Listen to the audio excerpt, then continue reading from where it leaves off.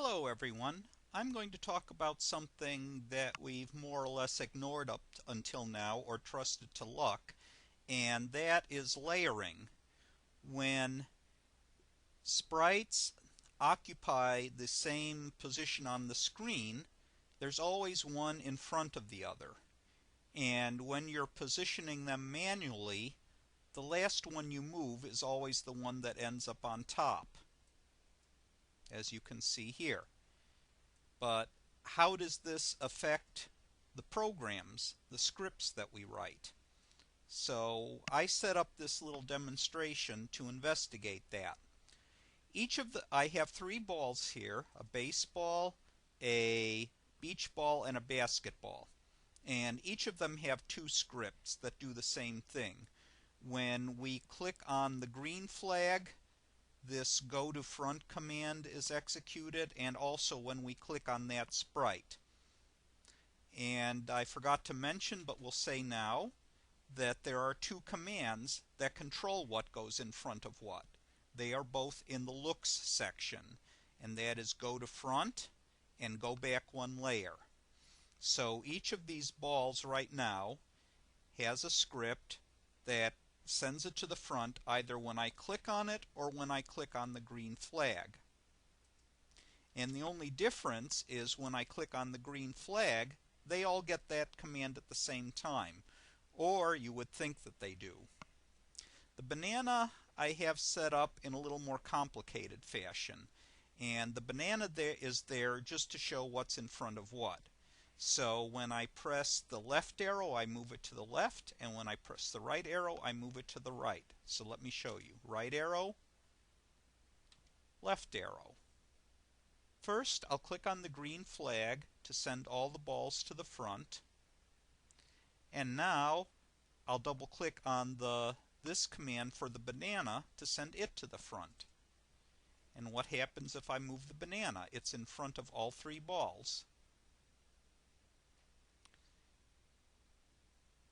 Now, since I moved all three balls to the front at the same time, you'd think they're in the same layer, but that's not true. Let me move the banana back one layer with this command, and if I move it, we find it's behind exactly one ball. If I run this go back one layer command again, the banana's behind two balls. And if I run it one more time, the banana's behind all three balls. And that really makes sense, because what if we overlap these balls?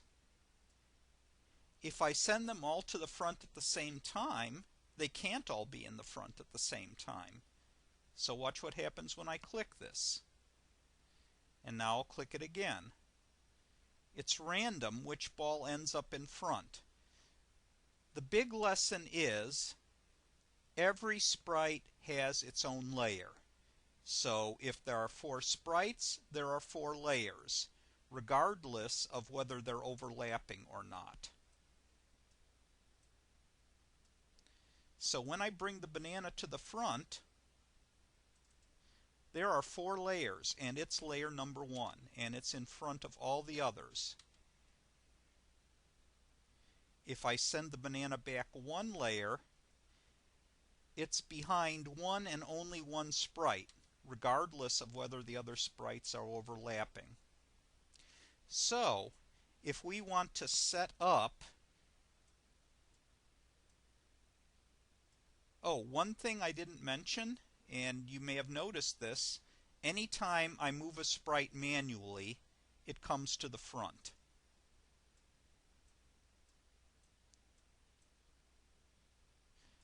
Okay, you may recall that I've set this up so that when I click on a sprite, it also comes to the front. And that's how we can control with scripts how we set up a scene to have various things in front or in back. The rule is the object you want in the back, you click first.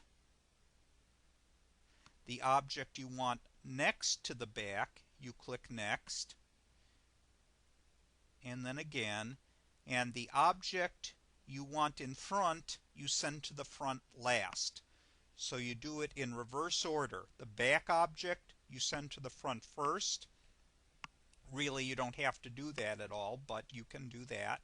And then the next object gets sent to the front, and then the next. And finally, the object you want in the very front, you send to the front last. So to review, every object has its own layer. You need to remember that. And that's all for now.